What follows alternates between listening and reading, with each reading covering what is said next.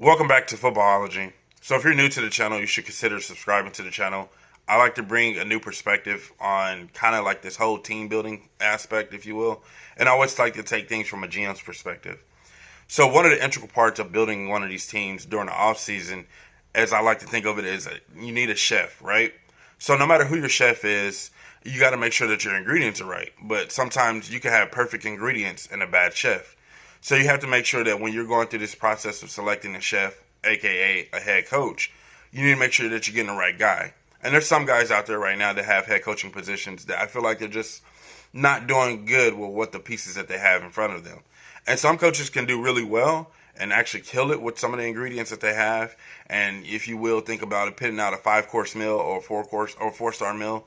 They have those opportunities to do those things because they're really good head coaches. And there's some guys that need the perfect situation with the perfect guys and the perfect ingredients to make sure that that meal is always going to taste the right way. But sometimes you can get a guy that can, hit up the supermarket and get that processed meat and still make it taste like it's good and fresh. So it just depends. And so in this video, what I really want to talk about, I want to come at you guys. There's some chefs, aka head coaches, that I feel like they should be fired this year or should have been fired this year or going to be fired at some point in this upcoming season. So first on my list is Matt Patricia. Now, when it comes to Matt Patricia, he's not necessarily a bad head coach. I feel like he's a really quality head coach. I feel like he inherited a team that had a lot of issues. You have a quarterback that's getting paid a lot of money, and that really hinders you from what you can do from a caps perspective and bringing in free agents. I don't feel like they've had some of the best drafts, and some of the guys that they have brought in, you see some guys kind of step up and kind of show off, like Gerard Davis, but he's kind of banged up here and there. The offensive line is still trying to find their ways as well. And I feel like overall with this team, there's two problems with this situation. Matt Patricia is still trying to figure out how to be a head coach. Nobody knows how to truly be a head coach. I mean, you can, learn from certain people and certain people can tell you, but you don't truly know how to do it until you're in that position. And so I think Matt Patricia is still trying to figure out how to be a head coach while still trying to figure out an identity for this football team. When you got a guy like Matthew Stafford on your roster getting paid the money that he's getting paid, it's crazy because Matthew Stafford is a quality quarterback. But is he good enough to carry a team by himself? And that's the real question. He has that cap or that money that he's getting paid is that I can carry the team by myself money. And I'm not sure if Matthew Stafford's that kind of guy. Not saying you got to put the perfect situation around him, but just not saying that if, out of the 53-man roster, him getting paid as much, he can still put that team in the playoffs. And even with that being said, he's been banged up a lot of the time. So that's a lot of money just sitting on the sideline. And that's really hindering Matt Patricia and his team's development to take that next step. They're still trying to find a run game. I feel like they know what they want to do defensively. They just haven't gotten the right pieces in. So that's really going to be interesting what they're going to do this offseason. But I feel like going into this season, if Matthew Stafford doesn't perform up to his height, he can be his way out. Matt Patricia can be on his way out. And they can just do a clean sweep and bring in all new people. And so that's going to be really interesting what they're going to do there. But I just feel like Matt Patricia is a guy that is on the hot seat but doesn't deserve to be there. Next, I have Anthony Lynn, the Los Angeles Chargers head coach. Now, with his situation, I think it's going to be, with Phillip Rivers being on his way out, now it's going to be time for him to kind of shine on his own, if you will. Phillip Rivers has helped his team kind of get over certain humps and certain obstacles because he's just that good of a quarterback. I feel like Phillip Rivers isn't quite elite, but he's definitely on the border of elite quarterback play.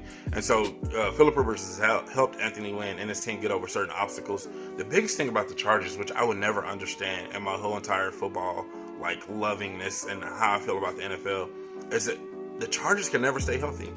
Their best players can never stay healthy. I mean, ever. Injuries has always been the problem for the Chargers, and I don't get it. I really don't understand. And they've had quality talent on this roster, year in and year out, but they just can never stay healthy. And so, for me personally, I'm wondering what's going to happen in the future, or at least the near future, with Anthony Lynn. So you think about this year, everyone's talking about the Chargers getting a new quarterback throughout the draft. I feel like if they get a rookie quarterback through the draft, that's going to put more pressure on Anthony Lynn, not only to perform from a head coaching position, but also to perform to make sure that this team is successful enough with the young quarterback at the helm. And so if he can do those things and at least get this team back to the playoffs with the young quarterback, I think he's going to be safe. But if they start to struggle down the stretch, and especially if the young quarterback isn't starting, because I think they're going to go with Tyrod Taylor. And so if the young quarterback isn't starting, that's really going to put a lot more pressure on Anthony Lynn to put the young guy in and to give this guy some reps, to give him an opportunity to shine. And then, Anthony Lynn, isn't that offensive-minded guy. So what's going to happen is they're going to look at, like, let's say, for instance, just, hypothetically, they get Justin Herbert. So now we got Justin Herbert waiting in the wings. Tyrod Taylor's kind of not, he's just there, And so then they're kind of struggling offensively. And now you're going to start thinking to yourself, is like, can we get rid of Anthony Lynn and bring in an offensive-minded guy with Justin Herbert and do what everyone else in the NFL has been doing over the last 3 to 4 years? Can we have that same success with a young head coach, an offensive-minded head coach, and Justin Herbert? Maybe. And that's why I think Anthony Lynn's going to get caught up in the firing, the hot seat, if you will. I think that's where he's going to really get caught up, and that's really going to struggle. Like, that's going to put a lot of pressure on him this year to be successful. And so I think if this team doesn't, I want to say make the playoffs, they got to at least make the playoffs to say that they have an opportunity. So if they can at least make the playoffs, I think they give themselves an opportunity to at least keep Anthony Lynn, or Anthony Lynn gives himself an opportunity to keep his job. But that's going to be tough in the AFC West. I feel like it's only getting better with the Chiefs being in it and with the Raiders actually looking like they're starting to get through this rebuild process and starting to bring in their guys. And then on top of that, what is going to be the Chargers' identity this year? I think that's going to be a really huge question for the Chargers. No Phillip Rivers. We knew there was going to be Phillip Rivers in their receiving corps. Now it's kind of like Melvin Gordon, possibly, maybe. Who's your quarterback? We know you got a vicious pass rush. That defense, what is that defense going to take a step in the right direction? Derwin James come back, is he still going to be the same guy? Like, there's so many questions about this Chargers team, but I feel like Anthony Lynn can really hush a lot of stuff up. If they can go at least 10-6, 11-5, and make the playoffs, he can show that he actually is a true head coach and is a guy that you can continue building a team with, and they give yourself the best opportunity to win the Super Bowl. So last on the list, I have Adam Gase, the New York Jets head coach. Now with this guy, I don't even know how he even got this job to begin with.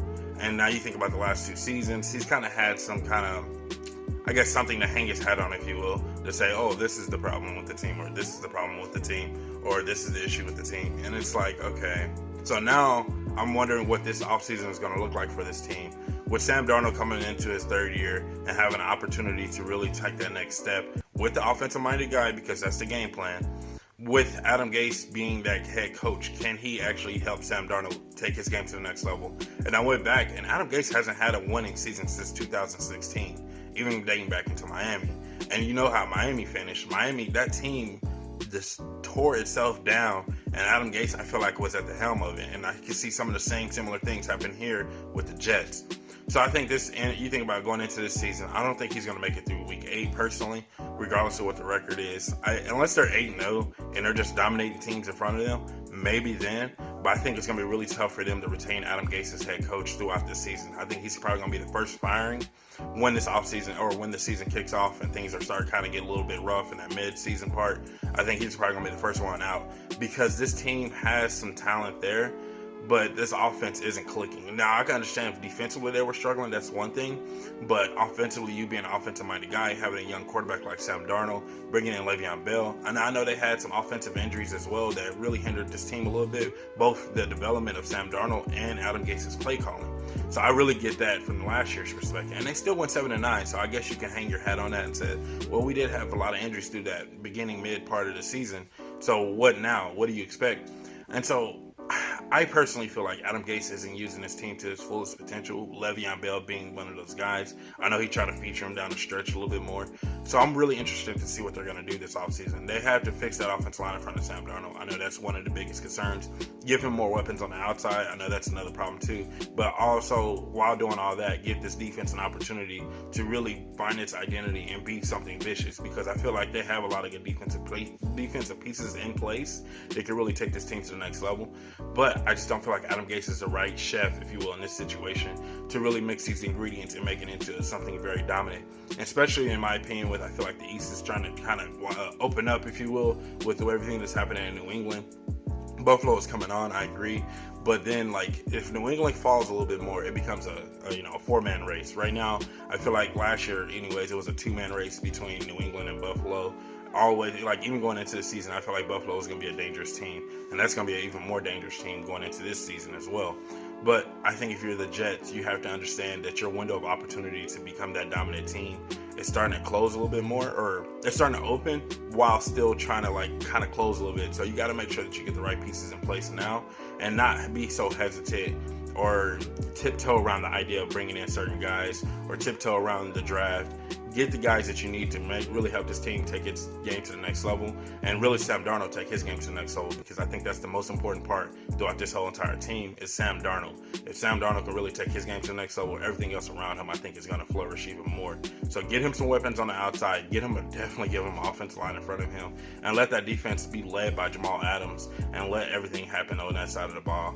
And it's going to be really interesting, like I said, but I don't feel like Gase is just the right guy for this team. I don't think he's the right head coach. I don't think he's head coaching material, if you ask me. Maybe he's a better offensive coordinator, but not a head coach. Not at all. So that's all I have for this video. I really hope you guys enjoyed this video. Let me know what you think about my 3 head coach hot seats.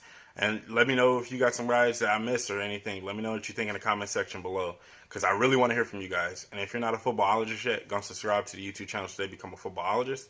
And stay safe, football fans.